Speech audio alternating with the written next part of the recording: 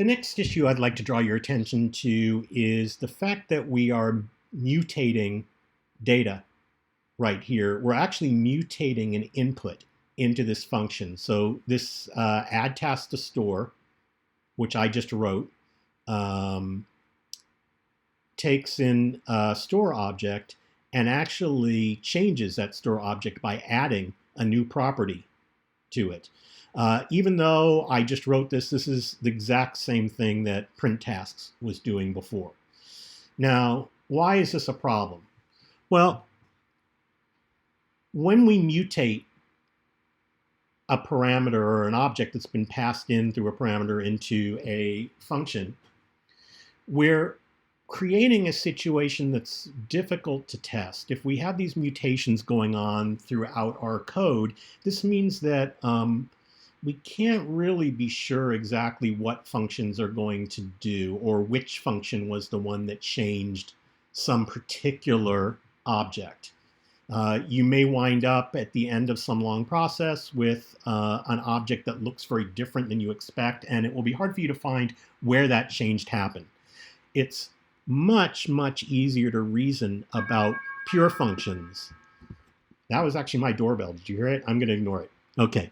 I think it was UPS. Anyway, here's a pure version of this. And by pure, one of the things I mean is that it is not changing store at all. Nothing that is being fed to the function is being changed at all. It is in fact returning an entirely new object.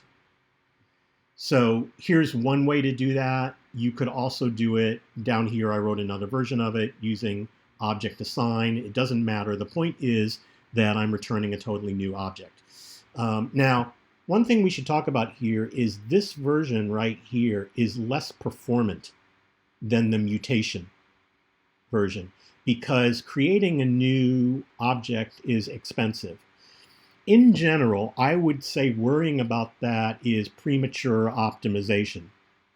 So unless you're absolutely sure that this is going to create a bottleneck, I would go ahead and write the pure version. It's going to be much easier to test.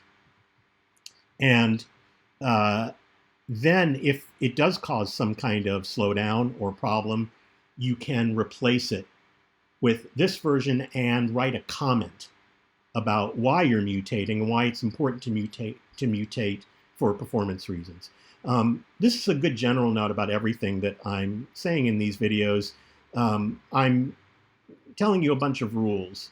I think you should think about these as rules of thumb and good defaults. There are always reasons to break them. So what I suggest you do is when you come across one of those reasons, write a comment about it. And again, then that can become a fruitful discussion in code review. People will understand that you did it purposefully. They'll understand why you did it. And maybe they'll say, actually, we could get good performance and still keep the function pure. Or they'll say, no, I agree with you. That's a good instance where we need to mutate. Okay.